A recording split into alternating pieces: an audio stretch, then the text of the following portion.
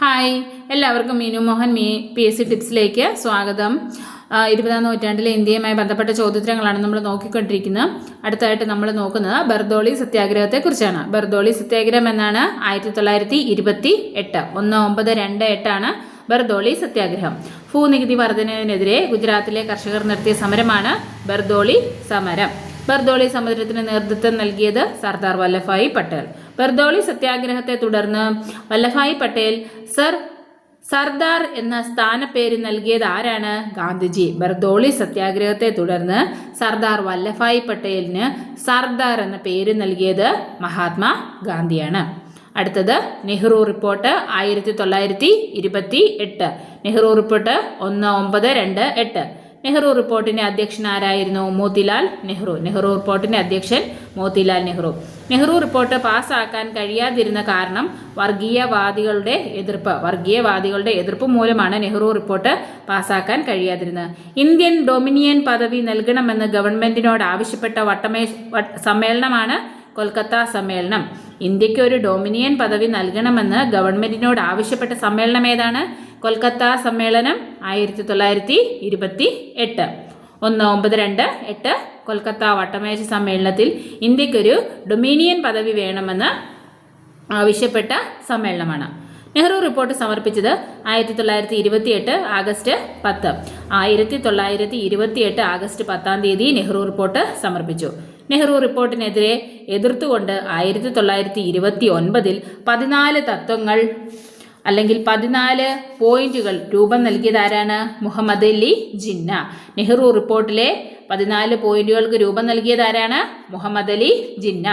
നെഹ്റു റിപ്പോർട്ടിന് എതിരെ 14 തത്വങ്ങൾ രൂപം നൽകിയത് മുഹമ്മദ് അലി ജിന്ന. പൂർണ്ണ സ്വരാജ് 1929. പൂർണ്ണ സ്വരാജ് എന്നാണ് 1929. കോൺഗ്രസിന്റെ ലക്ഷ്യം പൂർണ്ണ സ്വരാജ് ആണെന്ന് പ്രഖ്യാപിച്ച സമ്മേളനമാണ് 1929 ലാഹോർ സമ്മേളനം. 1929 ലാഹോർ സമ്മേളനത്തിൽ എന്താണ്? കോൺഗ്രസിന്റെ ലക്ഷ്യം പൂർണ്ണ സ്വരാജ് ആണെന്ന് പ്രഖ്യാപിച്ച സമ്മേളനമാണ്. പൂർണ്ണ സ്വരാജുമായി ബന്ധപ്പെട്ട കോൺഗ്രസ് സമ്മേളനം ഏതാണ്? 1929 ലാഹോർ സമ്മേളനം. ലാഹോർ കോൺഗ്രസ് സമ്മേളനത്തിന് അധ്യക്ഷൻ ആരായിരുന്നു? ജവഹർലാൽ നെഹ്റു. ലാഹോർ കോൺഗ്രസ് സമ്മേളനത്തിന്റെ അധ്യക്ഷൻ ജവഹർലാൽ നെഹ്റു. ലാഹോർ സ്വാതന്ത്ര്യ പ്രഖ്യാപനത്തെ തുടർന്ന് സ്വാതന്ത്ര്യത്തിന്റെ ത്രിവർണ്ണ പതാക ആദ്യമായി ഉയർത്തിയത് 1929 ഡിസംബർ 31. ലാഹോർ സ്വാതന്ത്ര്യ പ്രഖ്യാപനത്തെ തുടർന്ന് സ്വാതന്ത്ര്യത്തിന്റെ ത്രിവർണ്ണ പതാക ആദ്യമായി ഉയർത്തിയത് എന്നാണ്?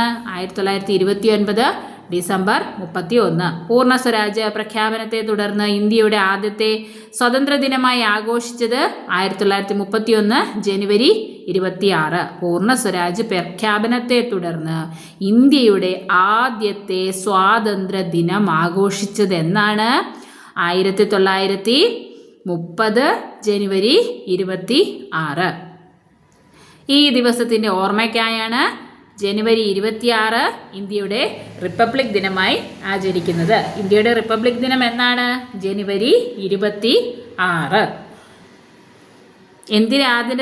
എന്തിൻ്റെ ആദര സൂചകമായിട്ടാണ് നമ്മൾ ജനുവരി 26 റിപ്പബ്ലിക് ആഘോഷിക്കുന്നത്? ഇന്ത്യയുടെ റിപ്പബ്ലിക് ദിനമായിട്ട് ആഘോഷിക്കുന്നത് പൂർണ്ണ സ്വരാജിന്റെ പ്രഖ്യാപനത്തെ തുടർന്ന് ഇന്ത്യയുടെ ആദ്യത്തെ സ്വാതന്ത്ര്യ ദിനമായതുകൊണ്ടാണ് ജനുവരി 26 ഇന്ത്യയുടെ റിപ്പബ്ലിക് ദിനമായിട്ട് നമ്മൾ ആചരിക്കുന്നത്.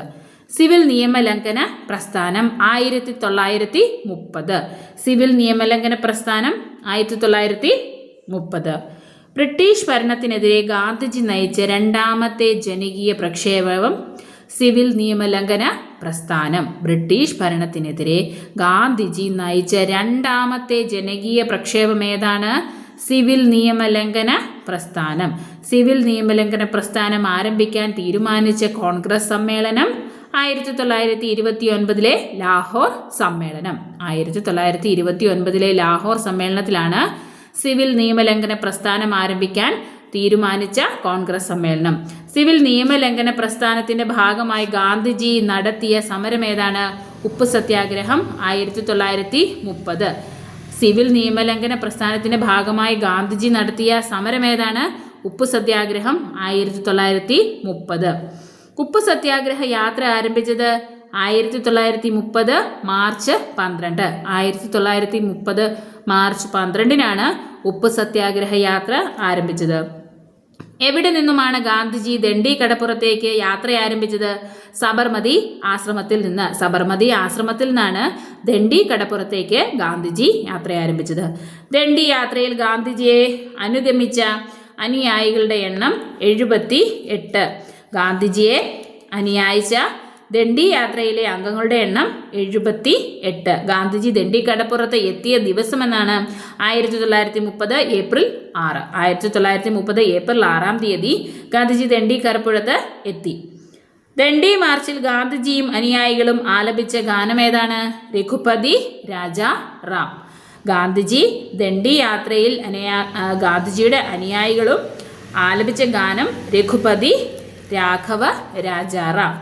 ഗാന്ധിജിയുടെ അറസ്റ്റിനു ശേഷം ഉപ്പു സത്യാഗ്രഹത്തിന് നേതൃത്വം നൽകിയത് അബ്ബാസ് തിയാബ്ജി.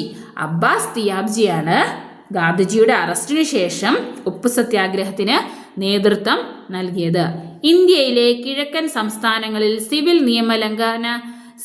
നിയമ സംഘ ലംഘന പ്രസ്ഥാനത്തിന് നേതൃത്വം നൽകിയത് റാണി ഗേഡിലിയു. ഇന്ത്യയുടെ കിഴക്കൻ സംസ്ഥാനങ്ങളിൽ സിവിൽ നിയമലംഘന പ്രസ്ഥാനത്തിന് നേതൃത്വം നൽകിയത് റാണി ഗേഡിലിയു. നാഗന്മാരുടെ റാണി എന്നറിയപ്പെടുന്നത് റാണി ഗേഡിലിയു. നാഗന്മാരുടെ റാണി എന്നറിയപ്പെടുന്നത് റാണി ഗേഡിലിയു. വടക്കൻ പടിഞ്ഞാറൻ പ്രവിശ്യകൾ നിയമലംഘന പ്രസ്ഥാനം ശക്തി പ്രാപിച്ചത് ആരുടെ നേതൃത്വത്തിലാണ്? ഖാൻ അബ്ദുൽ ഖാഫർ ഖാൻ. വടക്കൻ പടിഞ്ഞാറൻ പ്രവിശ്യകളിൽ നിയമലംഘന പ്രസ്ഥാനം ശക്തി പ്രാപിച്ചത് ആരു വഴിയാണ്? ഖാൻ അബ്ദുൽ ഖാൻ ഖാഫർ ഖാൻ. ഖുദായി ഖിദാമത്ഗാർ ദൈവസേവകരുടെ സംഘം എന്ന സംഘടനയ്ക്ക് രൂപം നൽകിയത് ഖാൻ അബ്ദുൽ ഖാഫർ ഖാൻ. ഖുദായി ഖിദാമത് ഖാർ എന്ന സംഘടന അഥവാ ദൈവ സേവകരുടെ സംഘം, ഖുദായി ഖിദാമത് ഖാർ. ഈ സംഘടനയ്ക്ക് രൂപം നൽകിയത് ആരാണ്? ഖാൻ അബ്ദുൽ ഖാഫർ ഖാൻ. ഗാന്ധിജിയുടെ ദണ്ഡി യാത്രയെ ശ്രീരാമന്റെ ലങ്കയിലേക്കുള്ള യാത്ര എന്ന് വിശേഷിപ്പിച്ചത് മോത്തിലാൽ നെഹ്റു. ഗാന്ധിജിയുടെ ദണ്ഡി യാത്രയെ ശ്രീരാമന്റെ ശ്രീലങ്കയിലേക്കുള്ള യാത്ര എന്ന് വിശേഷിപ്പിച്ചത് ആരാണ്? മോത്തിലാൽ നെഹ്റു. ചുവപ്പ് കുപ്പായക്കാർ എന്ന പേരിൽ അറിയപ്പെടുന്നത് ഖുദായി ഖിദ്മത്ത് ഖാദ. ചുവപ്പ് കുപ്പായക്കാർ എന്ന പേരിലും അറിയപ്പെടുന്ന സംഘടന ഏതാണ്? ഖുദായി ഖിദ്മത്ത് ഖാർ. ഉപ്പു സത്യാഗ്രഹത്തിന്റെ ഭാഗമായി തമിഴ്നാട്ടിൽ തൃശ്ശൂർപള്ളിയിൽ നിന്ന് ദേവാരണ്യം കടപ്പുറത്തേക്ക് മാർച്ച് നടത്തിയത് സി രാജഗോപാലാചാരി. തൃശ്ശൂർപള്ളിയിൽ നിന്ന് ദേവാരണ്യം കടപ്പുറത്തേക്ക് ഉപ്പു സത്യാഗ്രഹത്തിന്റെ ഭാഗമായി യാത്ര നടത്തിയത് സി രാജഗോപാല ആചാരി. കേരളത്തിലെ ഉപ്പു സത്യാഗ്രഹത്തിന്റെ കേന്ദ്രങ്ങൾ കണ്ണൂർ ജില്ലയിലെ പയ്യന്നൂർ, കോഴിക്കോട് ജില്ലയിലെ ബേപ്പൂർ. കേരളത്തിലെ ഉപ്പു സത്യാഗ്രഹത്തിന്റെ കേന്ദ്രങ്ങൾ കണ്ണൂർ ജില്ലയിലെ പയ്യന്നൂരും കോഴിക്കോട് ജില്ലയിലെ ബേപ്പൂരും. ബേപ്പൂർ ഉപ്പു സത്യാഗ്രഹത്തിന് നേതൃത്വം നൽകിയത് മുഹമ്മദ് അബ്ദുറഹ്മാൻ. മുഹമ്മദ് അബ്ദുറഹ്മാനാണ് ബേപ്പൂരിൽ ഉപ്പു സത്യാഗ്രഹത്തിന് നേതൃത്വം നൽകിയത്. കേരള സുഭാഷ് ചന്ദ്രബോസ് എന്നറിയപ്പെടുന്നത് മുഹമ്മദ് അബ്ദുറഹ്മാൻ. കേരളത്തിന്റെ സുഭാഷ് ചന്ദ്രബോസ് മുഹമ്മദ് അബ്ദുറഹ്മാൻ. പയ്യന്നൂരിൽ ഉപ്പു സത്യാഗ്രഹത്തിന് നേതൃത്വം നൽകിയത് കെ കേളപ്പൻ. പയ്യന്നൂരിൽ ഉപ്പു സത്യാഗ്രഹത്തിന് നേതൃത്വം നൽകിയത് കെ കേളപ്പൻ. കേരളത്തിൽ കോഴിക്കോട് നിന്ന് പയ്യന്നൂരിലേക്ക് മാർച്ച് നടത്തിയ നേതാവ് കെ കേളപ്പൻ. കേരളത്തിൽ കോഴിക്കോട് നിന്നും പയ്യന്നൂരിലേക്ക് മാർച്ച് നടത്തിയ നേതാവ് കെ കേളപ്പൻ. കേരളത്തിലെ ഉപ്പു സത്യാഗ്രഹ ഗാനം വരിക വരിക സഹചരേ. കേരളത്തിലെ ഉപ്പു സത്യാഗ്രഹത്തിന്റെ ഗാനം ഏതാണ്? വരിക വരിക സഹചരേ. സിവിൽ നിയമലംഘന പ്രസ്ഥാനം താൽക്കാലികമായി നിർത്തിവെക്കാൻ കാരണമായ സന്ധി ഗാന്ധി ഇർവിൻ ഉടമ്പടി. സിവിൽ നിയമലംഘന പ്രസ്ഥാനം താൽക്കാലികമായി നിർത്തിവെക്കാൻ കാരണമായ സന്ധി ഏതാണ്? ഗാന്ധി ഇർവിൻ ഉടമ്പടി 1931. രണ്ടാം വട്ടമേശ സമ്മേളനത്തിന്റെ പരാജയത്തിന്റെ ഫലമായി 1932 ജനുവരിയിൽ സിവിൽ നിയമലംഘന പ്രസ്ഥാനം സ്ഥാപിക്കപ്പെട്ടു. രണ്ടാം വട്ടമേശ സമ്മേളനത്തിന്റെ പരാജയത്തിന്റെ ഫലമായി 1932 ജനുവരിയിൽ സിവിൽ നിയമ ലംഘന പ്രസ്ഥാനം പുനഃസ്ഥാപിക്കപ്പെട്ടു. സിവിൽ നിയമലംഘന പ്രസ്ഥാനം ഔദ്യോഗികമായി പിൻവലിച്ചത് 1934.